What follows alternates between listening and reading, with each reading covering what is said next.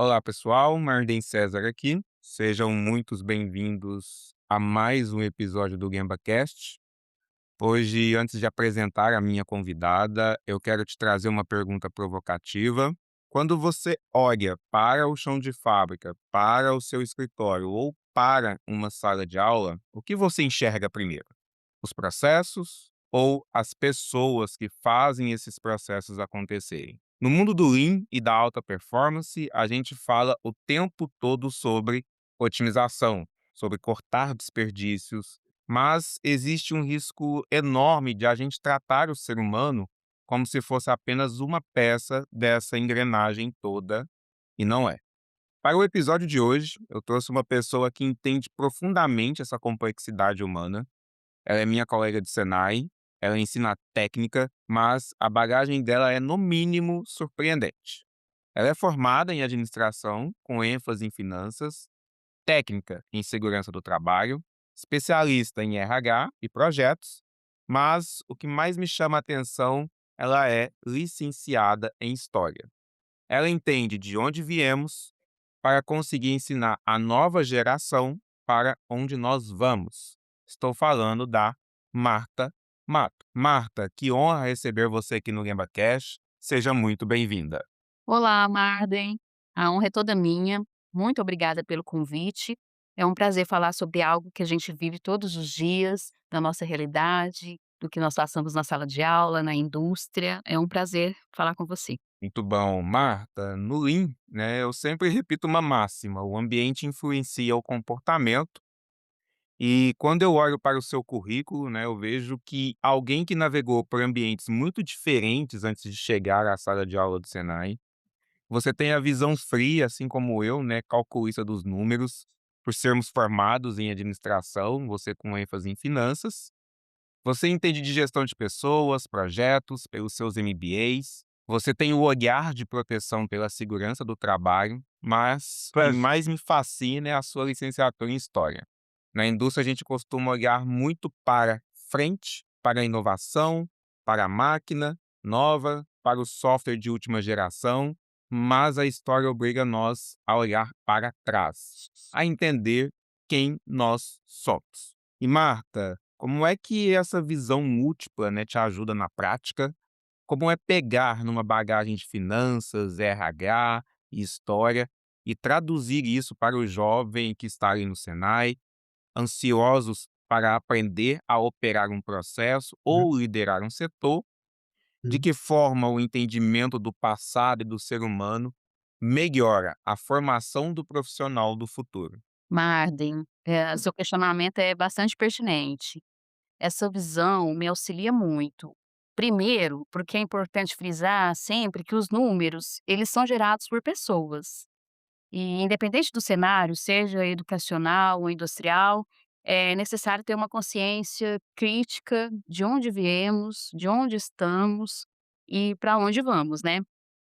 Isso nos move como pessoa, como empresa, como indústria, saber aonde queremos chegar, não é, tanto como propósito pessoal, como empresarial ou de uma indústria. E para os meus estudantes, na maioria aprendizes e jovens, eu tento mostrar como é importante se preocupar com essa trajetória profissional, desde o início, tentando desenvolver neles principalmente a questão da inteligência emocional, entre outros aspectos que são relevantes ao cenário do mercado de trabalho atual, seja soft skills, hard skills. E eu julgo que é essencial também termos conhecimento sobre o processo de formação industrial do nosso país, tanto economicamente como politicamente. Isso auxilia no entendimento dessa cadeia social como um todo. É importante a gente não trabalhar de forma segmentada. É importante que nós tenhamos essa visão generalizada da construção do todo em relação à nossa sociedade nos aspectos educacional, industrial. Então essas diferentes formações, elas foram agregando visões diferentes na minha prática de trabalho.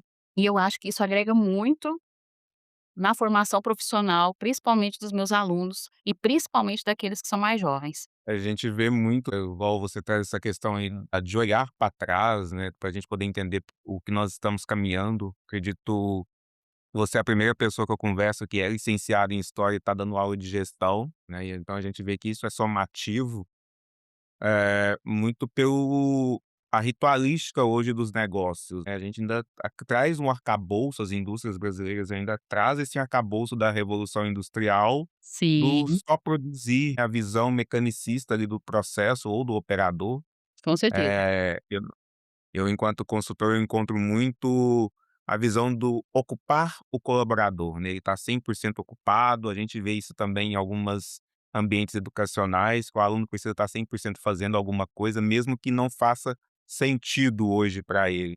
E eu acredito que essa formação sua em história traz essa visão do o entender o passado para que a gente não repita ele novamente, principalmente na formação das pessoas, mas também que a gente tenha base para construir ali um futuro mais promissor.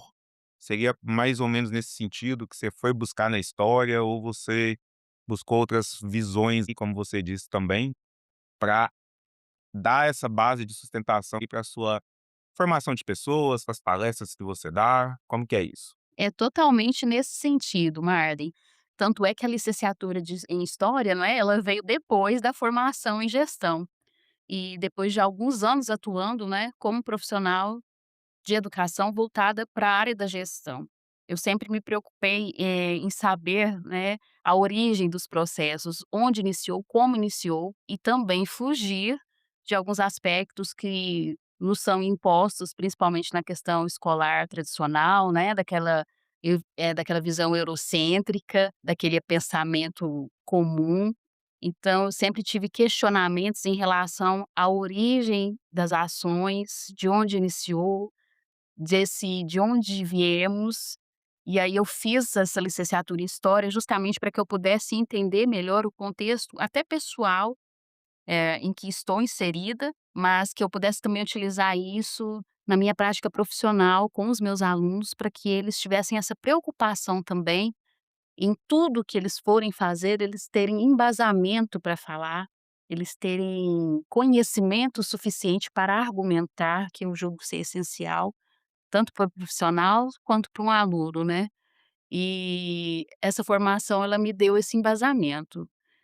E agregada com a gestão, como você bem disse, não é, eu consigo tentar demonstrar de forma generalizada, tanto para os meus alunos ou nas indústrias nas quais nós, realizamos algum tipo de trabalho, intervenção, não é, a importância dessa construção. De onde viemos para onde vamos, porque sem saber de onde você veio é impossível saber para onde você vai. É importantíssima essa fala sua, porque hoje eu estava em um atendimento em específico. E conversando ali com o empresário, mostrando ali oportunidades de melhoria, e a gente acabou chegando nesse quesito aí da questão de a ritualística da empresa, né, e a ritualística tem muito a ver da origem do dono, né, de onde que ele veio, como que ele Uhum. construiu aquele ambiente ali de trabalho, da mesma forma acredito que também dentro da sala de aula, né, porque eu também fui instrutor em alguns momentos aí, um longo momento, vamos dizer assim, Sim, e o ambiente da sala reflete também a origem do instrutor, né, como da onde que ele veio, o que que ele carrega, qual é a dinâmica que ele atua ali, essa ritualística.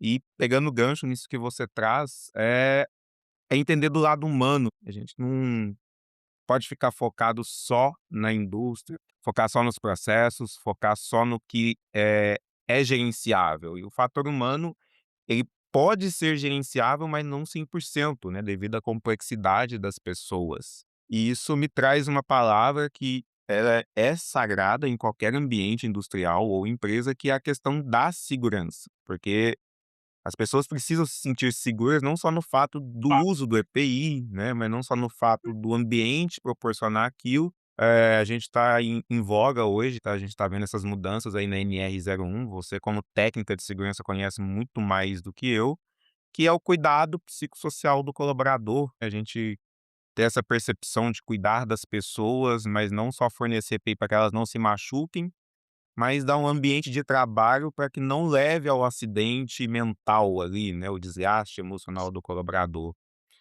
E quando a gente fala sobre segurança, a primeira imagem que me vem na cabeça do pessoal de fábrica é a bota de biqueira, o Uhum. capacete, o Sim, protetor. A gente está falando de EPI que todo mundo conhece, alguns não usam, né, porque é desconfortável, porque é isso, porque é aquilo outro. Mas olhando o seu histórico, eu vi que você foi muito além da proteção física, né. Você já imaginava que ia vir aí a atualização da NR01 para cuidar do psicossocial mesmo do colaborador, das pessoas. sim. Foi buscar especializações em temas que ainda, por mais que a NR01 já comece a adentrar aí, são tabus em muitas empresas, são tratadas como frescuras, né, entre aspas aí, o mimimi do colaborador ou do próprio aluno. E você trouxe aí cursos como diálogo sobre assédio, consequências do assédio no trabalho e relacionamento interpessoal. E na filosofia do Lean, a gente costuma dizer que o erro é um tesouro, porém as empresas ainda encaram isso, o erro, como uma oportunidade de punir o colaborador, porque ele nos mostra exatamente onde o processo falhou para podermos melhorar. Mas para um operador levantar a mão na linha de produção e dizer: chefe, eu errei, ou chefe, a máquina está com problema, ou você ali no dia a dia, com a sua turma, com os seus alunos, acredito que você vivencia outras situações, o aluno desconfortável de fazer uma pergunta e ser zoado, né, ser vítima de bullying ali pelos colegas de trabalho ou até mesmo pelo próprio professor.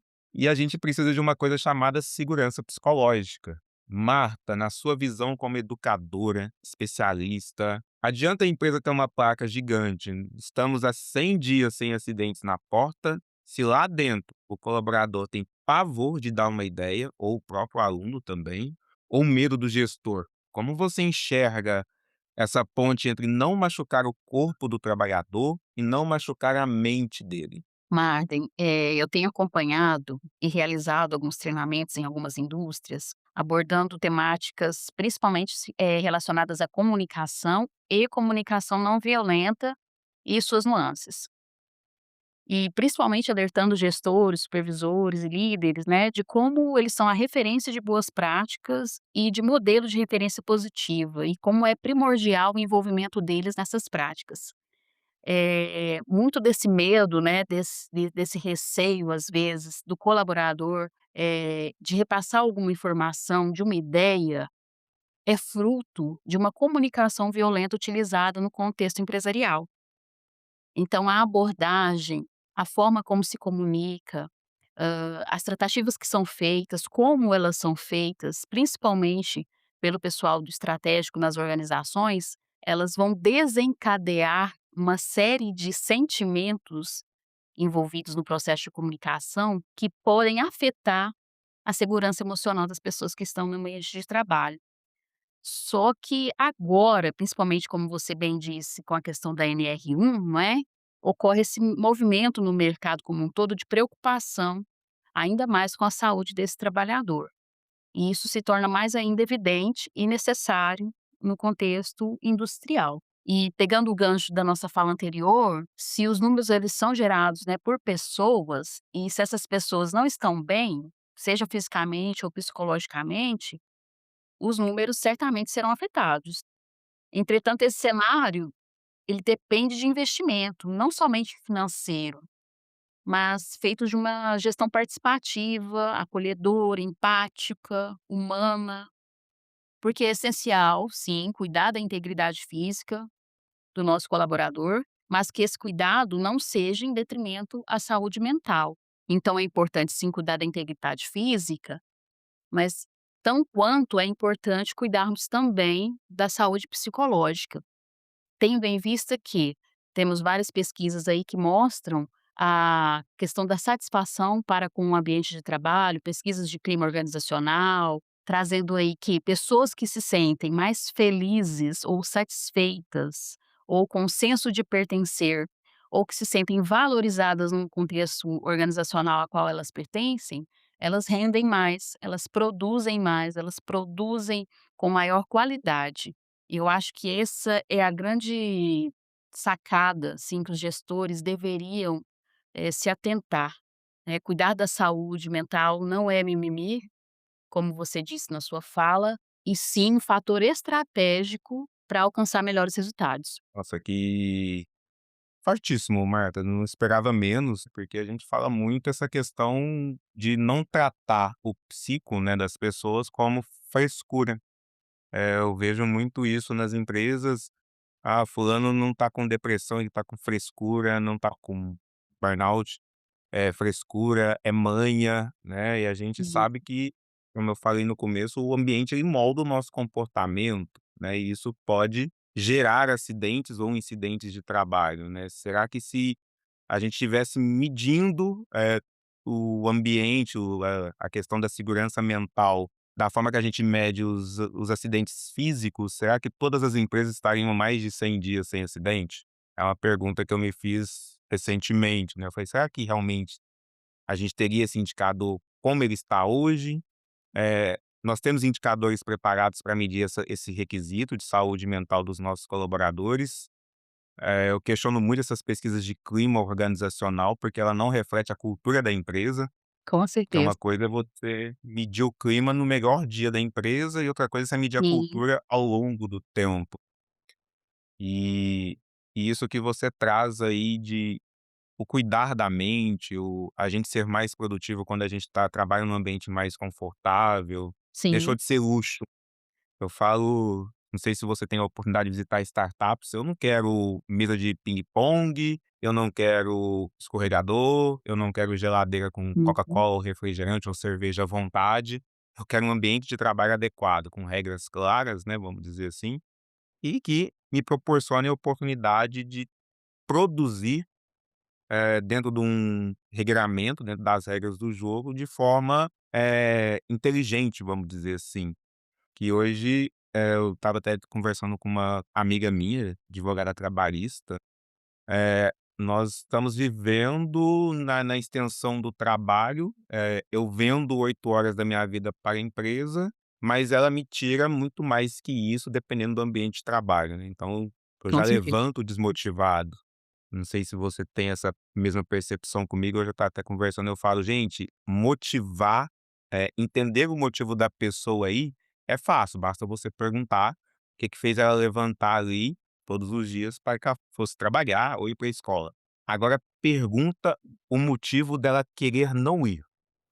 Acho que muitas Justamente. os gestores não fazem essa pergunta, né, tipo: "Por que que você não viria?". Isso. O que que faz você desistir aqui da minha empresa? E Marta, o EPI protege o corpo, mas como você muito bem falou aí, né, dessa questão do cuidar do ser humano, é o respeito que protege a mente. O respeito é o a gente precisa tirar o ego do jogo, dos gestores. Eu que mando, você obedece porque tem juízo. Na verdade, as pessoas precisam ir pela competência, né. Você faz porque eu respeito a sua competência, eu confio no seu trabalho. Com certeza. E um profissional, como você falou, com a mente segura, ele produz muito mais, inova mais e não esconde os problemas debaixo do tapete, né. A gente vê muito isso aí, tipo: "Ah, eu não vou mostrar porque eu tenho medo da punição", né, e ao invés de: "Eu vou mostrar para que a gente possa, melhorar enquanto pessoas, enquanto empresa". Sim. E Marta, tem um ponto na sua trajetória que para mim é a prova de que você não fica só no discurso, você vai na prática. Eu vi que seu trabalho de conclusão de curso, na licenciatura de História foi sobre a cultura afro-brasileira. E não satisfeita com a pesquisa acadêmica, você foi além, buscou capacitação em Libras, no sistema Braille e até em digitação para deficientes visuais. Isso fala muito alto sobre uma palavra que o mercado adora usar hoje em dia, que é inclusão.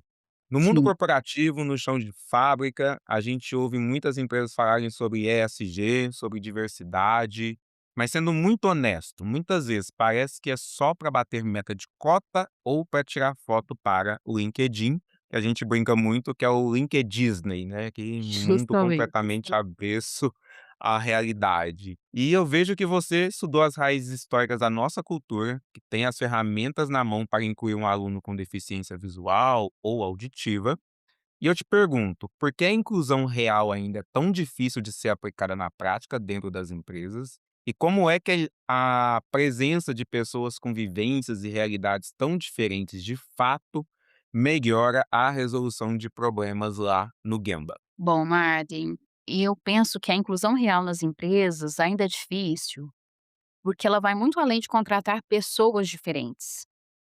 Envolve mudar a cultura, mentalidade, práticas do dia a dia. Isso é complexo, isso leva tempo, isso não acontece de forma rápida nem automática.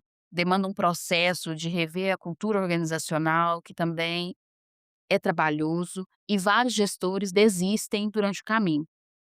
Recentemente, eu estava fazendo a leitura de alguns livros do José Salib Neto, Gestão do Amanhã, O Novo Código da Cultura, e aí eu fiquei refletindo sobre como as empresas ainda estão enraizadas em valores e princípios que não são coerentes com as mudanças pela qual o mercado já passou e pelas quais ainda ele vai passar. Então, muitas empresas, indústrias ainda usam o título de "sou uma empresa que se utiliza da diversidade", mas na prática isso não é verdade. Não é verdade porque não existem mecanismos de acesso, e quando não existem mecanismos de acesso para essa diversidade, não há mecanismos de manutenção dessa diversidade. Porque também não é só contratar por contratar, não é? Haverá uma contratação de pessoas com deficiência física.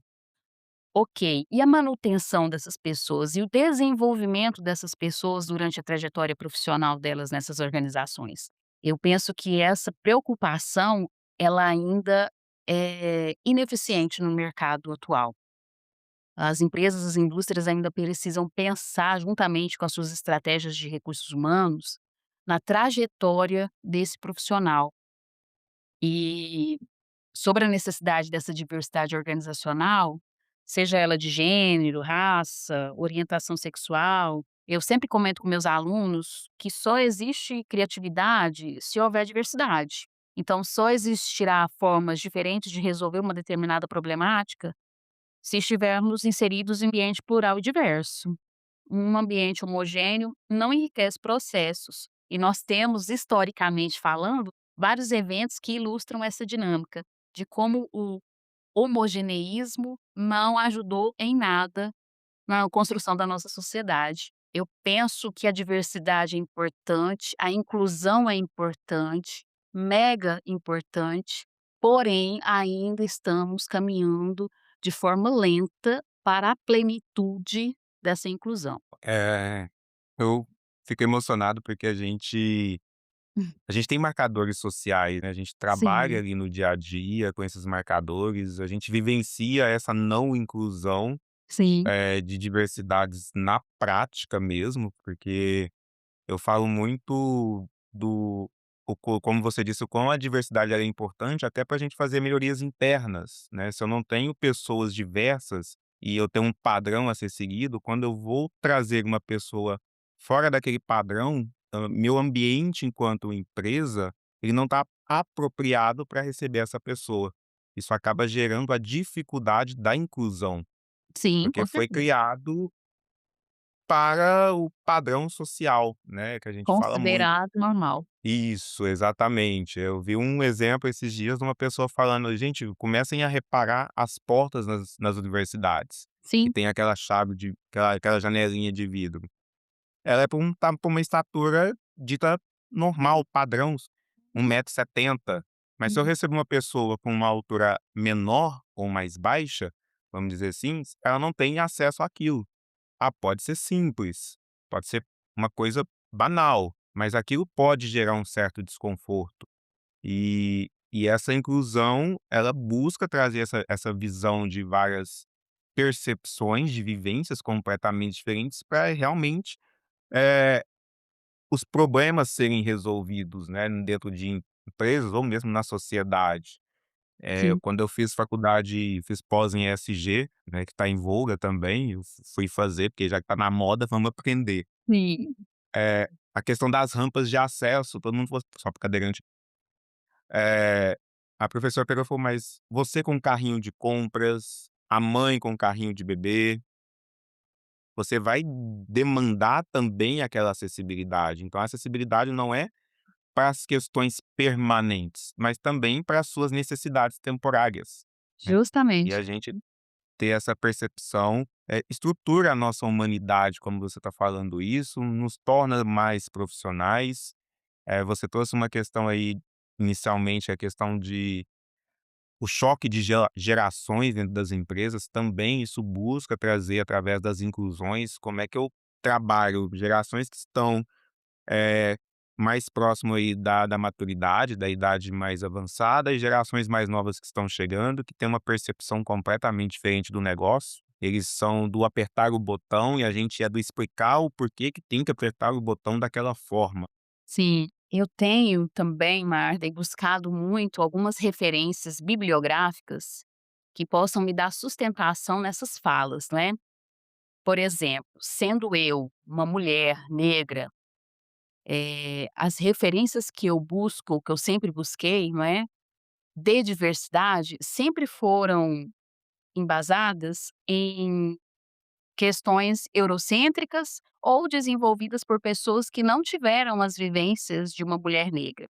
Então, recentemente, eu tenho lido muito Bárbara Carini, não sei se você a conhece, que ela trata muito dessa diversidade no ambiente de forma plural, tanto na escola quanto nas indústrias, sabe. E ela traz esse pensamento de uma forma, assim, muito didática, muito atualizada, muito divertida até. E eu sempre tento trazer isso para os meus alunos, para que eles possam também acessar esses materiais que fogem um pouco da mesmice. É interessante você trazer isso, né, porque não estava no nosso script aqui, mas é uma pergunta que eu queria muito te fazer, que a gente está nesse especial aqui do Mês das Mulheres e eu convidei, em especial mulheres negras, né, para a gente trazer essa perspectiva de se posicionar, de dar voz também para as mulheres negras, que a gente sabe que elas são a base da pirâmide social, né, porque ganham menos, trabalham mais, têm que se mostrar 10, 15 vezes melhor e ainda assim não tem essa ascensão social. Sim. E eu quero pegar gancho nessas leituras que você faz, nessas vivências que você tem, você contar um pouquinho das dificuldades, como que você tem encarado esses paradigmas que ainda não estão sendo quebrados, esses preconceitos que estão estabelecidos, sejam ele por misoginia, por racismo, né, que a gente vê muito isso. Sim. Como que a Marta, formadora de pessoas e ao mesmo tempo que precisa trazer para os jovens, né, e principalmente os jovens negros e as mulheres jovens negras que estão ali buscando essa formação, perspectiva de melhora e também está vivenciando aqui a situação real, né, o Gemba ali, seu Gemba no dia a dia. Sim. Marda, eu tento buscar conhecimento.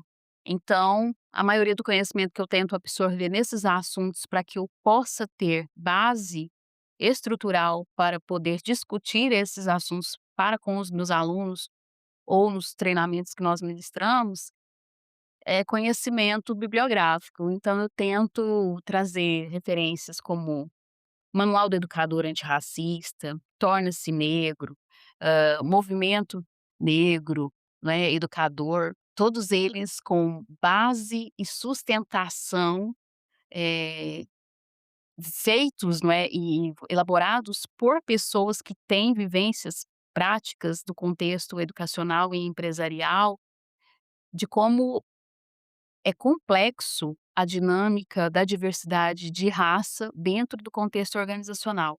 Ela Ela é muito sutil, ela é muito delicada, ela se torna quase que às vezes imperceptível, mas é necessário nós termos a consciência de que ela existe e que se de fato isso, eh, transborda para uma prática negativa, né, a gente precisa trabalhar mecanismos com os gestores para que isso não se torne práticas de racismo estrutural ou de um racismo velado, mas eu acho que o conhecimento é a base de tudo. Muito bem, é isso, eu falo que a única forma da gente lutar, primeiro, é a gente conhecer, a gente tomar para si essa dor, é porque um dos livros que eu mais me espelho, que me ajudou bastante também, é o Tornar-se Negro. Eu falo Muito que bom.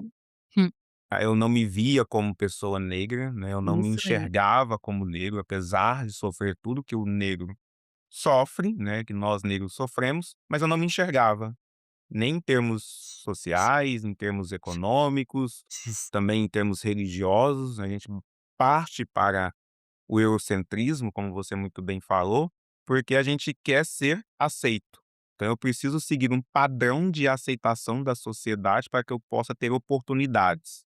E hoje nós estamos quebrando isso. É você como referência na área dentro da parte de gestão, eu como hoje consultor ali no Senai Sim. de Uberlândia, na parte de Lean. É, são trabalhos de formiguinhas que precisam estar acontecendo ao mesmo tempo que a gente também se posicione de forma adequada, de forma ser com todas as nossas características, né, sem roupagem. E é muito bom ouvir isso de você, porque é o caminho que eu estou trilhando também, que é buscar conhecimento, que é me formar mais, que é me informar, para que eu possa mostrar Ótimo. para as outras pessoas também. E, Marta, essa conversa nossa tá fantástica, mas para a gente caminhar aí para o nosso encerramento, eu quero olhar um pouquinho para o futuro. Hoje a gente fala o tempo todo de inteligência artificial, automação, indústria 4.0, com todo esse avanço tecnológico, a técnica pura e simples está virando quase uma commodity. A máquina faz, o software calcula. E aí eu olho para as suas especializações e vejo cursos de poder de influência e escuta ativa, pensamento crítico nas empresas, bom senso e tomada de decisão. E para aquele gestor, o aluno, né, pessoas que estão nos ouvindo agora, seja no trânsito ou aluno que está começando a carreira, na sua percepção, Marta, qual é a habilidade comportamental, hoje aí que a gente chama de soft skill, que mais está fazendo falta hoje no chão de fábrica, nos escritórios, né, nos diversos ambientes aí empresariais? E o que que as empresas estão implorando para encontrar nos profissionais, mas não acham nos currículos tradicionais?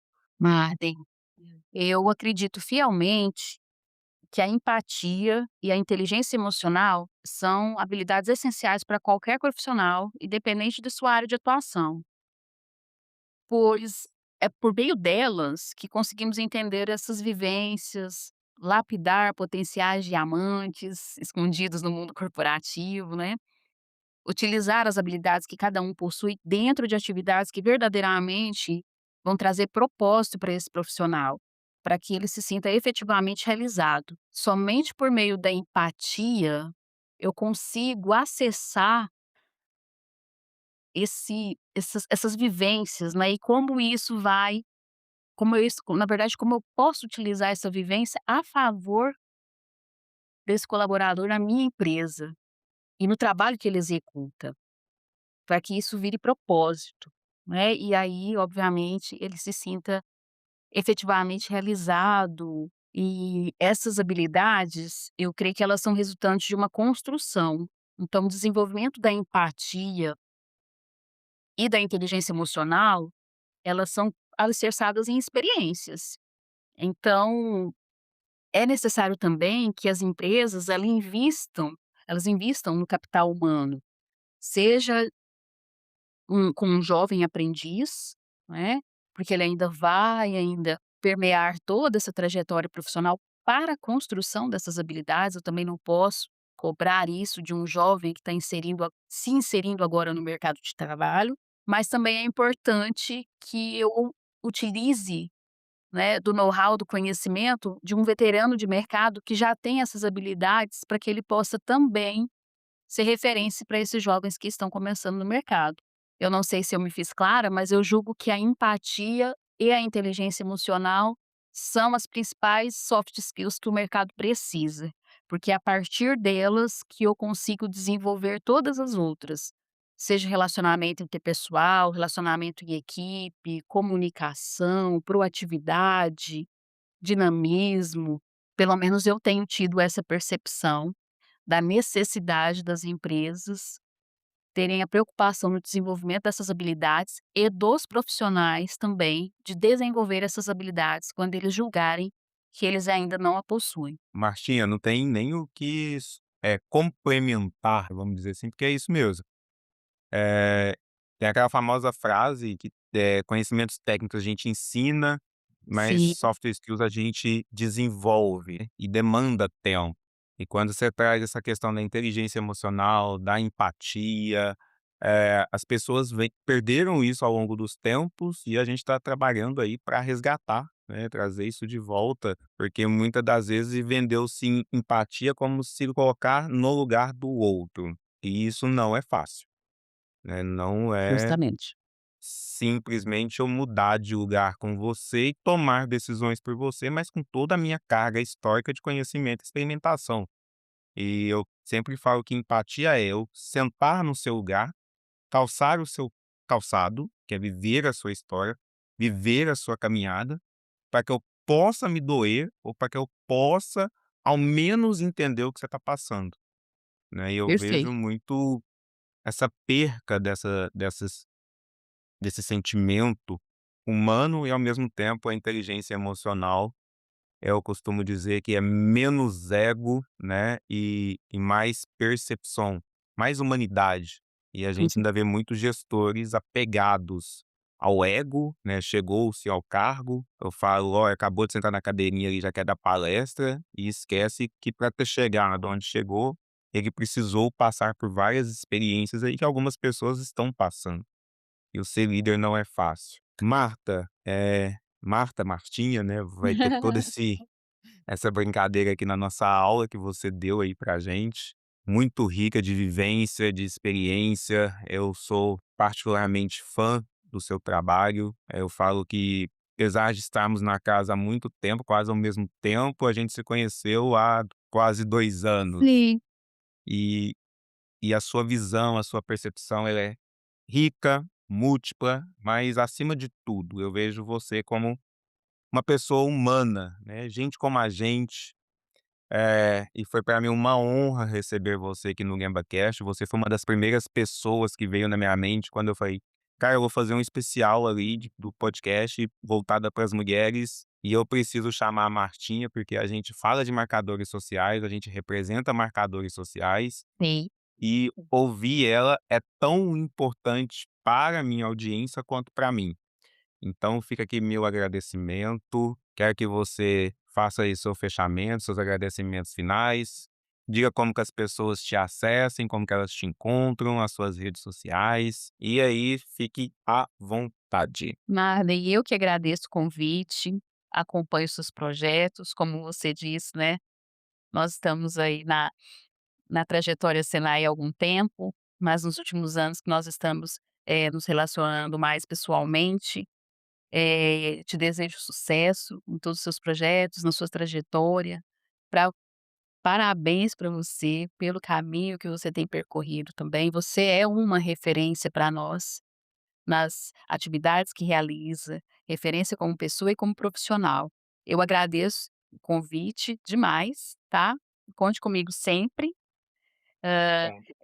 Sobre as minhas redes, eu tô lá no LinkedIn, viu, gente? Marta Matos Torquato. E é isso. Muito obrigada mesmo. Então é isso, pessoal. Para você que nos acompanhou até aqui, o recado de hoje é claro, né? A técnica pela técnica ela é fria. Se você quer ser um líder melhor, um profissional mais requisitado, olhe para o lado humano da sua operação. Segurança não é só machucar o dedo, é não machucar a mente do outro. Inclusão não é preencher planilha de RH, é inteligência competitiva e emocional. Leve as reflexões da Marta para a sua rotina amanhã. Lembre-se da nossa regra de ouro, né? O ambiente influencia o comportamento. Organize o seu e cuide de quem está nele. Forte abraço, um excelente trabalho e até o próximo Gamba Cast.